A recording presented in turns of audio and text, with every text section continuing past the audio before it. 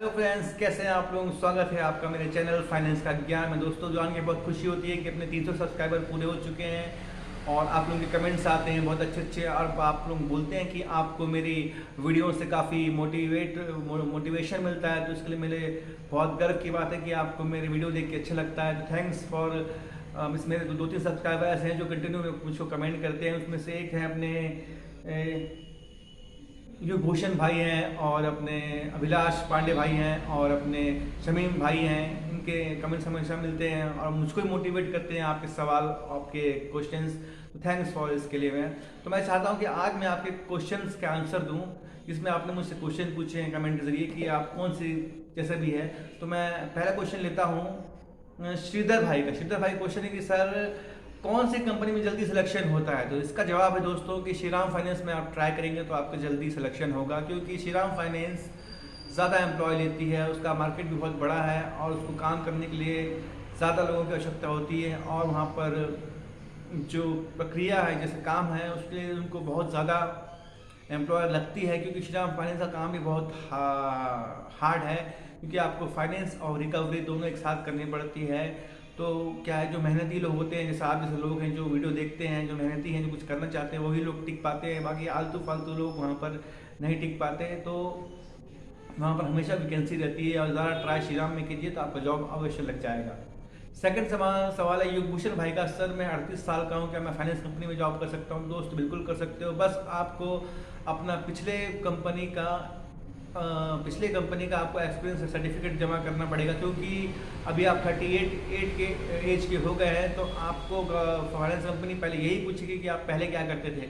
अगर आप बोलेंगे मैं नया हूँ सर, पहले कुछ नहीं करता था, तो बोलेंगे 38 साल तक आपने किया क्या जॉब करने आए हो। तो अगर आप नहीं भी जॉब करते हो कहीं, तो कहीं से भी आप एक्सपीरियंस सर्टिफिकेट बना लीजिए अपना एक, किसी से दोस्तों से भी कुछ का भी एक्सपीरियंस सर्टिफिकेट कि हाँ मैं जॉब में था पहले। ऐसा नहीं कि मैं 38 साल का हो गया हूँ और अब जॉब में आया हूँ। तो आप अपना एक्सपीरियंस सर्टिफिकेट बनाइए, साथ में उसका उनका उनका एक कोई अपना क्लियरेंस सर्टिफिकेट बना लेना, ताकि उनको मतलब नए जॉब में भी मांगते हैं कि आप उनसे लेके आइए कि आपको कंपनी छोड़ दी है। तो क्लियरेंस सर्टिफिकेट भी आप साथ में, एक्सपीरियंस प्लस क्लियरेंस कि वहाँ जॉब छोड़ दिया हूँ और उन्होंने मुझे क्लीन चिट दे दिया है कि जो हमसे आज के बाद कोई मतलब नहीं है। तो इस टाइप का 2 टाइप का बना लीजिए, आपको काम में आ जाएगा। बाकी आपको एक्सपीरियंस सर्टिफिकेट देना पड़ेगा, क्योंकि आपके एज अभी 38 हो गया है। तो कंपनी को ऐसा ना लगे कि आप 38 की एज में जा गए हैं और आप कुछ करना चाहते हैं। तो आपको एक्सपीरियंस सर्टिफिकेट जमा करना पड़ेगा। एक सवाल है अशरफ अंसारी भाई का कि लोकेशन बताएं सर जॉब के लिए। देखिए, आप अपने शहर में ही आप जॉब ट्राई कीजिए। आपके शहर में जहाँ के भी हैं, सर आपने बताया नहीं मुझको, लेकिन आपके शहर में ही आप जॉब ट्राई कीजिए। आपके शहर में श्रीराम फाइनेंस का ऑफिस होगा, आपके शहर में चोलामंडलम का होगा, बजाज महिंद्रा का होगा, बजाज का होगा। तो आप किसी भी, आपको एड्रेस नहीं पता है तो किसी भी कार शोरूम में चले जाइए, वहाँ पर पूछिए कि सर महिंद्रा का ऑफिस कहाँ है, मैग्मा का ऑफिस कहाँ है, श्रीराम का ऑफिस कहाँ है। तो आपको वो एड्रेस दे देगा या वहाँ पर मिल जाएंगे आपको। तो अपने आप सीवी एक अच्छा बना लीजिए, बायोडाटा अच्छा बना लीजिए, और जाके कंपनी में जमा कर दीजिए। बीएम से मिलिए, एचआर से मिलिए, आपका काम ज़रूर हो जाएगा। आपको कोई दिक्कत नहीं। लोकेशन की बात है तो वो जहाँ से कंपनी को सूटेबल लगता है वो आपको लोकेशन देगी। ऐसा नहीं कि आपको वहीं का मिल जाए, जहाँ का मिलता है आप प्लीज़ वहाँ पर कर लीजिएगा और अपनी लाइफ को एक अच्छे तरीके से बनाइएगा। दीपक यदू जी का सवाल है कि सर, मैंने एक माइक्रो फाइनेंस में काम करते थे, जो वो अब छोड़ चुके हैं, वहाँ रिजाइन लेटर दे चुके हैं। 2 महीने का जो पीरियड होता है वो भी काट चुके हैं, लेकिन कंपनी अब उनको छोड़ नहीं रही है आपको, और वो बोल रही है कि पहले आप जो लोन दिया है वो रिकवर करें, तभी आपको एनओसी देगी उस कंपनी का। तो अभी आप एक काम करिए, आप अगर आपको एनओसी कंपनी नहीं दे रही है, लोन रिकवर का बात है, तो वो तो उसमें तो 2-3 साल लग जाएगा। कितने रिकवर का आपका हेडेक नहीं है वो। आपको कंपनी ने लोन देने को कहा, सब कुछ देख के कंपनी ने लोन दिया है, ऐसा नहीं है। तो आप कहीं भी जाएंगे तो आप अपना फ्रेशर बोल के आप जाइए और अप्लाई कीजिए कि मैं फ्रेशर हूँ, या तो फिर आप कहीं और का एक्सपीरियंस सर्टिफिकेट बना लीजिए, किसी और के दोस्तों से मिलके कोई कंस्ट्रक्शन कंपनी का बना लीजिए, कोई ऐसी कंपनी का बना लीजिए जहाँ आपको आपके दोस्त के जरिए आपको बिना काम किए एक्सपीरियंस सर्टिफिकेट मिल जाता है। तो आप बना लीजिए और उसको दीजिएगा, इसको मत दीजिए, क्योंकि इन लोग आपको एनओसी नहीं देंगे। जब तक एनओसी नहीं देंगे तो नई कंपनी आपको रखेगी नहीं तब तक। तो आप या फ्रेशर में ट्राई कीजिए, और या फिर आप दूसरी कंपनी का ही आप एक्सपीरियंस सर्टिफिकेट बना के दीजिए। इस कंपनी के बारे में लोगों को मत बताइए, या इंटरव्यू में मत बताइए किसी को भी। विवेक विश्वकर्मा जी का सवाल है कि सर मैं 4 5 साल से ट्राई कर रहा हूँ, मुझे पता नहीं चल पाता, जॉब कोई बताता नहीं है। दोस्तों जॉब कोई आपको बताएगा नहीं, क्योंकि ये फाइनेंस कंपनी का ऐसा जॉब होता है कि ऑनलाइन बहुत कम आता है। ऑनलाइन में आप ट्राई करेंगे तो naukri.com में आप एक बार विजिट करके आप वहाँ पर साइनअप करेंगे तो आपको शायद फाइनेंस कंपनी कुछ हो जाए। लेकिन इनका वॉक इन इंटरव्यू होता है जो कंपनी के थ्रू ही होता है। इसके लिए आपको या तो फिर कंपनी में जाके आप विजिट करना पड़ेगा, कंपनी में जाके बराबर उनको ख्याल रखना पड़ेगा कंपनी कब क्या हरकत कर रही है, या तो फिर किसी एम्प्लॉय से आप दोस्ती कर लीजिए, कंपनी की जो फाइनेंस कंपनी में काम करते हैं उनसे करिए, आप पता चल जाएगा कि वाकई इंटरव्यू कब है या इंटरव्यू कब है, उसके बारे में आपको वहाँ पर पता चल जाएगा। तो आप ज़्यादा अच्छा होगा कि आप फाइनेंस कंपनी में विजिट करें, अपना CV जमा कर दें और अपना सब कुछ जमा कर दें, ताकि जब भी उनका बिजनेस निकले तो आपको कॉल ज़रूर करेंगे और अवश्य कॉल करेंगे। मेरे काफ़ी सब्सक्राइबर हैं जो ये अभी इंटरव्यू दे के आए हैं। अभी मेरे 4 5 सब्सक्राइबर हैं, मेरे पर फ़ोन करते हैं, हम पूछते हैं सर हमने इंटरव्यू दे दिया है, हमारा 3 राउंड का इंटरव्यू हो गया है, 4थे राउंड के लिए हमको बुलाया गया है, लेकिन कब बुलाएगी कंपनी ये हमको पता नहीं चल रहा है, हमारा हुआ कि नहीं हुआ। ऐसा नहीं, तो ऐसा कोई दिक्कत की बात नहीं है। आपने 3 राउंड का इंटरव्यू क्लियर कर लिया है, 4थे राउंड के इंटरव्यू के लिए आपको कंपनी ज़रूर बुलाएगी। ऐसा कुछ भी नहीं है कि नहीं बुलाएगी, बस आप थोड़ा पेशेंस रखना है। टाइम लगता है, 15 दिन 20 दिन, कभी कभी 1-1 1.5 महीना निकल जाते हैं, उसके बाद कंपनियां कॉल करती हैं।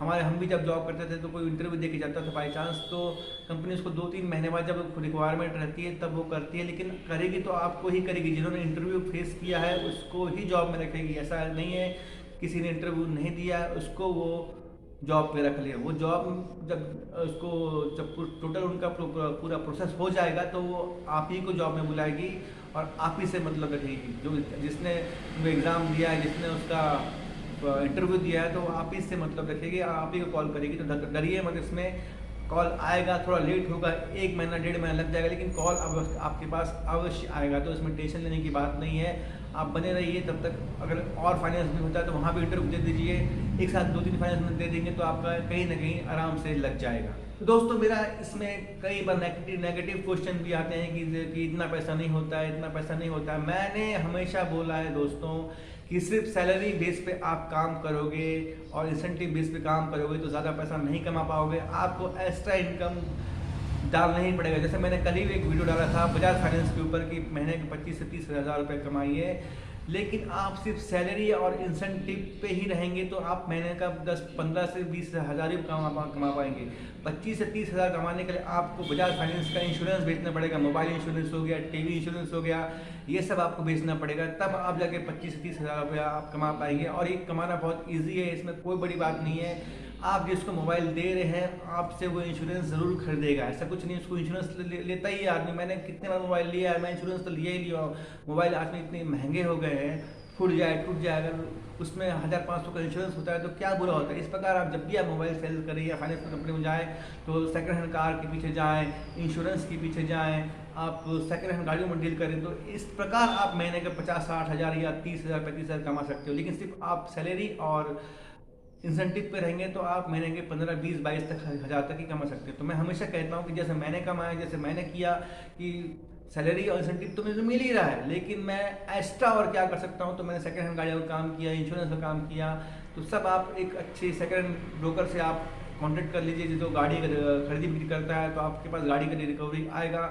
यदि आप मोबाइल अगर फाइनेंस में है तो आप इस मोबाइल के इंश्योरेंस बेचिए, उसमें बहुत पैसे मिलता है, 30% मिलता है। 100 रुपये का इंश्योरेंस बेचा तो 30% आपको मिलेगा, तो आपको इसमें कमाई होगा। आपको इसमें आप हर जॉब में आप करेंगे तो उसमें सेकंड हैंड कमाई रहता ही है, क्योंकि अगर आप तो कभी ज़िंदगी में कुछ नहीं कमा पाएंगे ऐसे में। तो हर चीज़ का तोड़ होता है, हर चीज़ में एक्स्ट्रा कमाई होती है जो आपको सोचनी पड़ती है, थोड़ा दिमाग लगाना पड़ता है, तो ही आप इसमें कमा पाएंगे, वरना आप फिर सैलरी और इंसेंटिव लेके आप छोटी सी रकम लेके ही घर आ पाएंगे। तो मेरा कहना यही है कि आप अच्छे से काम करिए, थोड़ा और दिमाग मारिए कि और कहाँ से पैसा कमाया जा सकता है, तो आपको ये अच्छा होगा। दोस्तों मिलते हैं अगली वीडियो में, तब तक चैनल को सब्सक्राइब के लिए कर लेना और वीडियो कैसा लगा बताना और कमेंट करके बोलना सर कि किस विषय में और मैं वीडियो बनाऊं, और मैं बहुत जल्दी आपके विषयों पर वीडियो बनाने वाला हूं। तब तक मिलते हैं दोस्तों, बाय।